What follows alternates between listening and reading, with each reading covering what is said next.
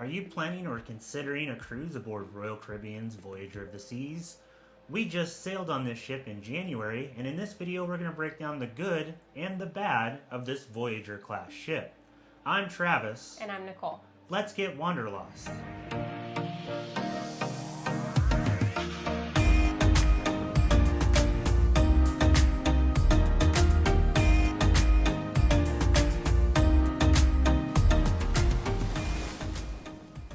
In some of our past videos, we talked about the ships that we sailed on and kind of gave a rough overview if we liked it or didn't like it and some things that could be improved upon. We've never really had an official ship rating, and that's going to change with this video. We've come up with a ship rating system that has 5 different categories, and we're going to rate the ship in each one of these categories on a score of 1 to 5. These 5 categories are going to be entertainment, which includes all of the entertainment on board, including onboard activities. Food and beverage, which includes all the restaurants, bars, and types of foods you'll be eating on this ship. The maintenance and cleanliness of the ship.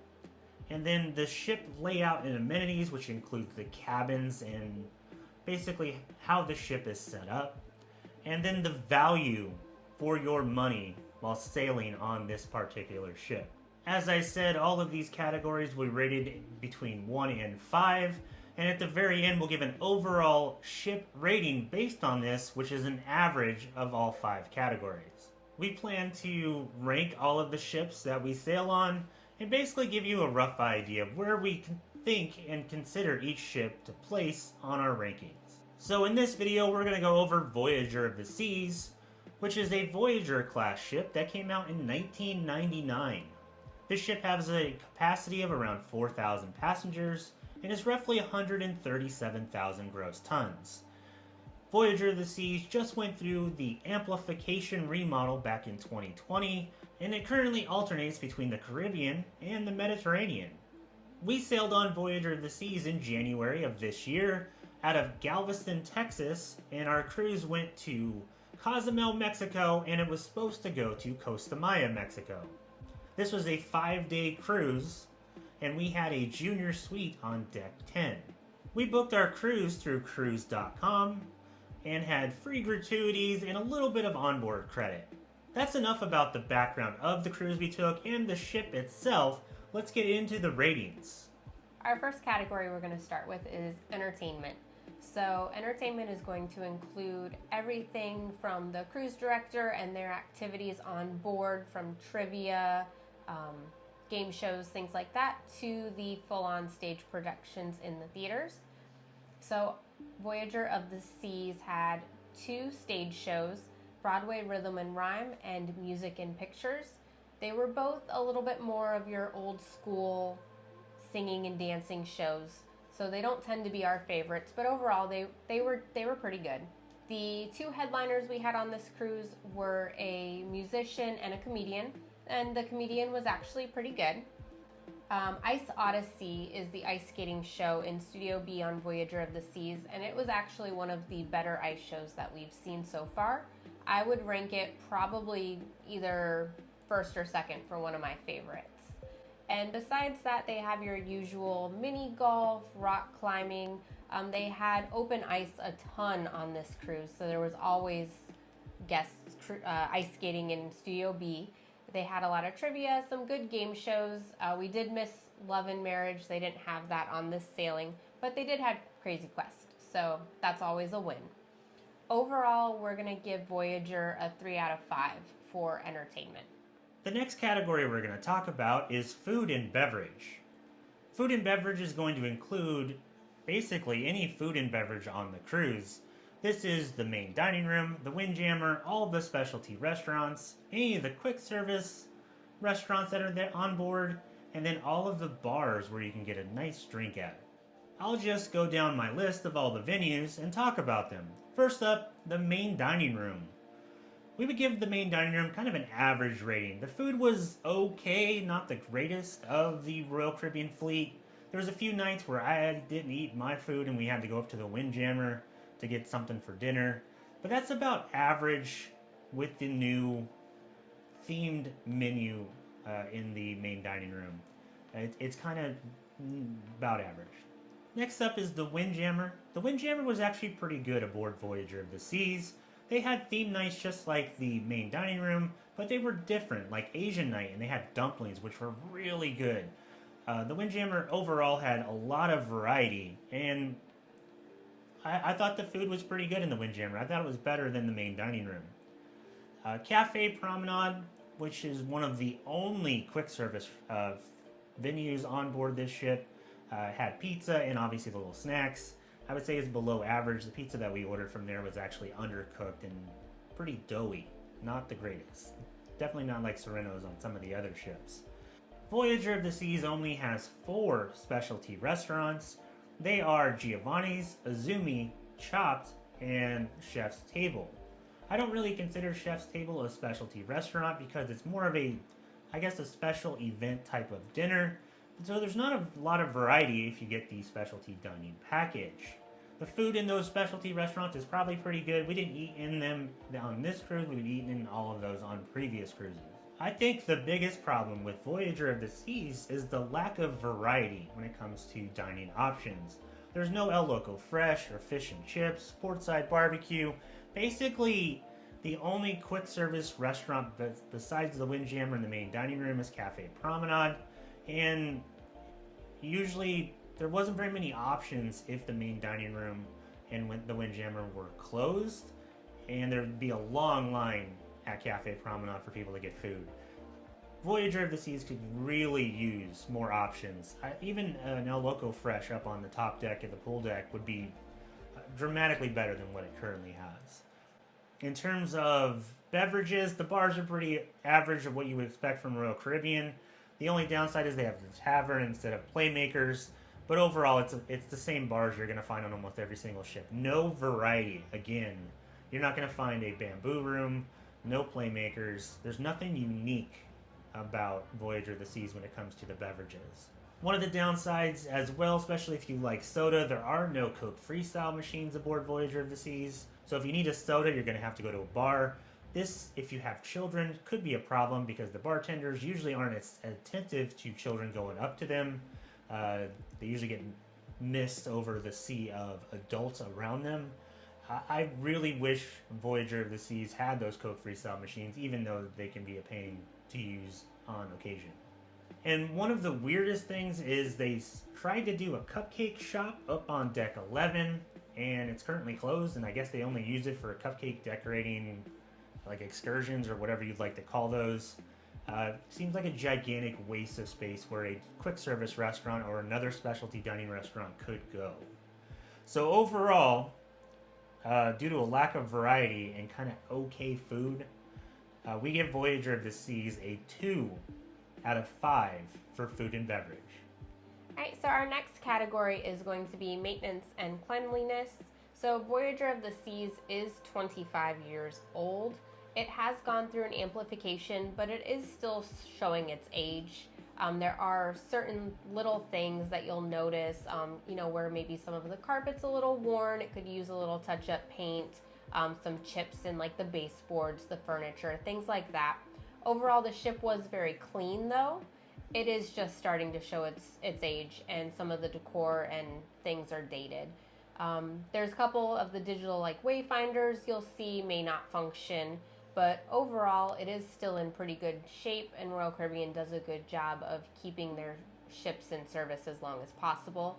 So overall, we gave Voyager of the Seas a 3 out of 5 for maintenance and cleanliness.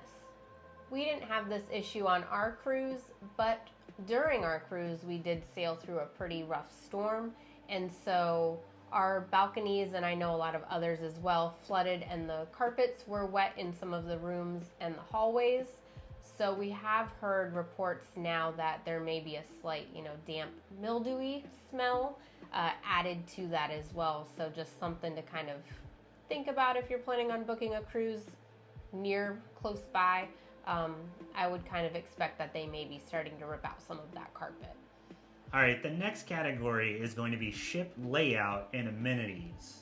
So this category will also talk about our room or the cabin that we stayed in, as well as the layout of the ship and the overall amenities that are on board the ship. So first off, we had a junior suite on deck 10 on the port side, and we really actually enjoyed our room. It was way better than the room that we had booked on Adventure of the Seas a couple years ago. A lot more comfortable.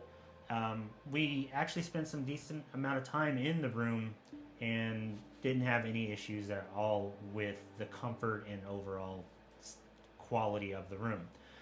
We did have some issues with hot water on board. We had to get maintenance involved, and they fixed it a little bit, but still it wasn't consistent enough. I like really hot showers, and it was more room temperature to lukewarm than anything else. So that was kind of disappointing, especially when we had a junior suite. Uh, the balconies on board Voyager of the Seas are a slightly different setup. So if you've only sailed like Navigator of the Seas or Mariner of the Seas, they have more of a traditional balcony setup where it's got the glass and it's more open. You don't have as much protection from the weather and that sort of stuff. The balconies on Voyager are metal. They're almost fully encased. You can't see your neighbors. You can't hear your neighbors. It's supposed to give you better protection from the weather, but with the storm that we had, we really didn't have that. It just flooded. But it's a weird setup. It's more like the obstructed balconies at the very front of a quantum class ship than it is a normal balcony on a Royal Caribbean cruise ship. Overall, the decor on Voyager of the Seas is very dated. It's late 1990s, early 2000s in most places. A lot of beige and chrome gold, very shiny surfaces. You can tell it's older, as opposed to if you were to get on Wonder of the Seas or Symphony, where it feels very fresh and modern. It does feel very dated on Voyager of the Seas. Because this ship is 25 years old, they've done several dry dock remodels, and they've added cabins on deck 11 and deck 12.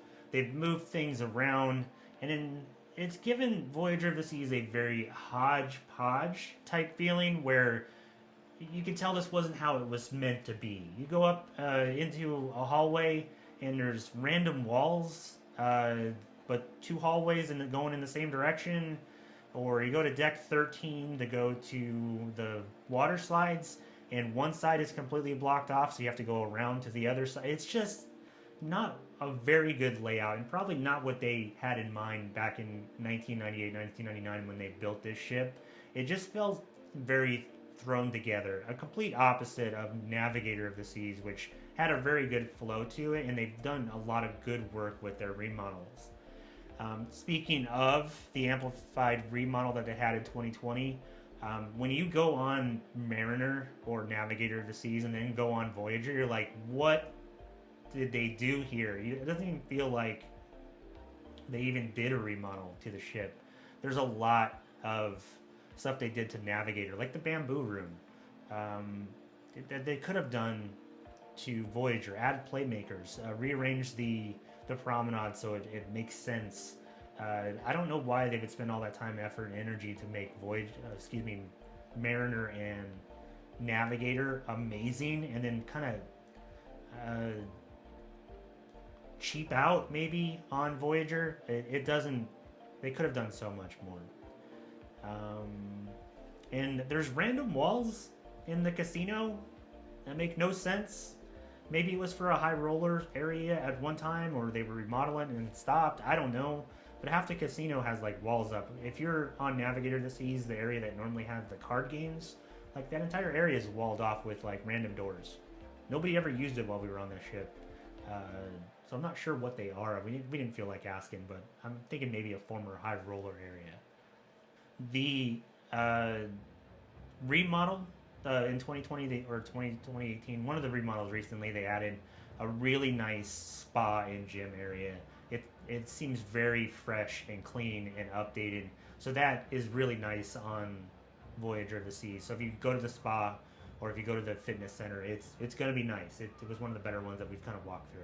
And I mentioned some of the strange things on the promenade, like the logo shop is signed over by the coach store, but it's in a surf shop on the other side of the promenade. It's like they set things up and then realized it was wrong and then tried to change it. There's a lot of work that they should do to Voyager to make it the way it should be. Just all you had to do was copy Navigator and Mariner. So overall, in terms of the ship layout and the amenities of the ship, we would give it a 2.5 out of 5. The rooms are comfortable. The ship's not well thought out in terms of layout, and it needs work. So our final category is going to be overall value for your money. So is Voyager of the Seas worth the price and worth it to book a vacation on?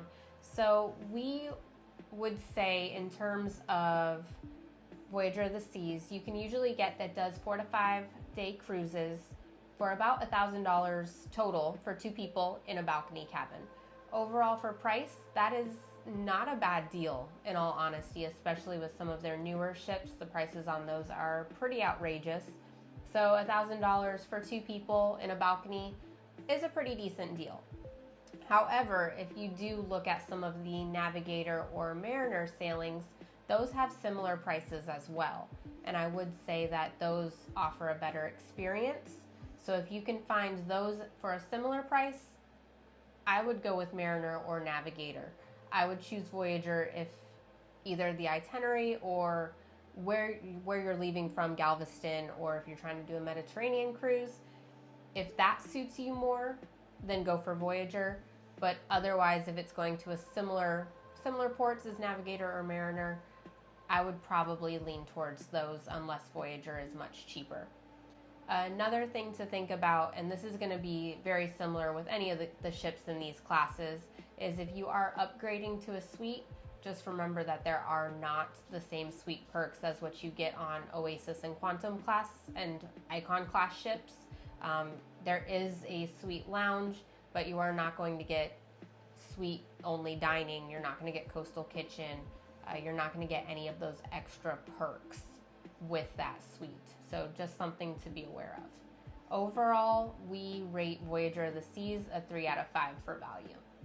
All right, to recap, we had 5 different categories.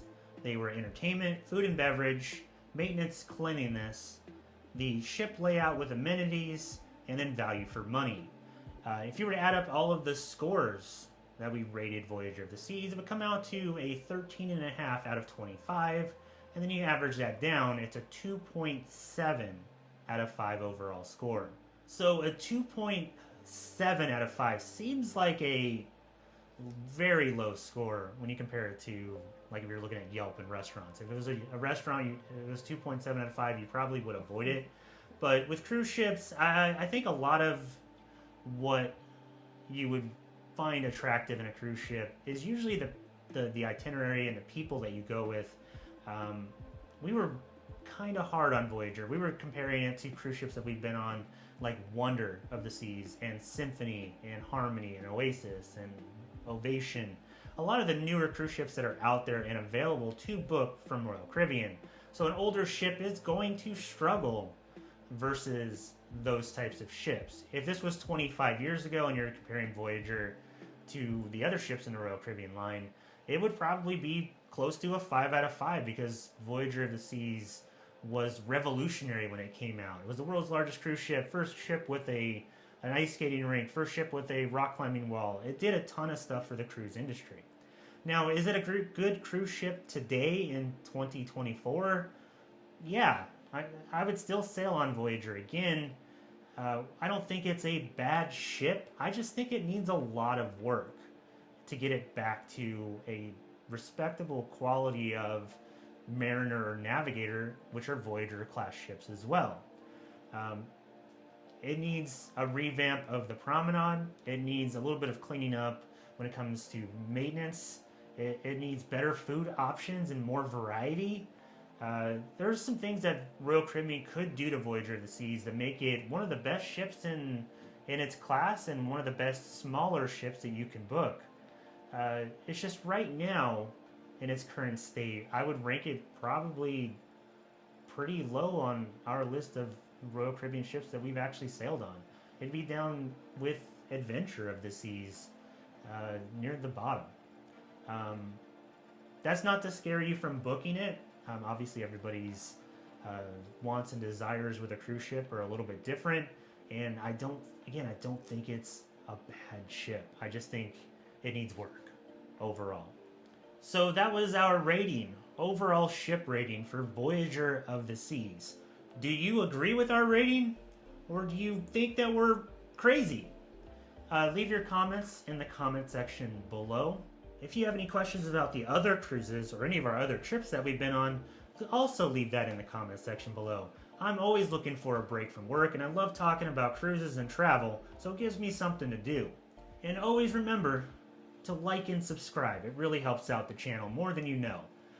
And if you need us, we'll be up in the Windjammer. Thanks for watching.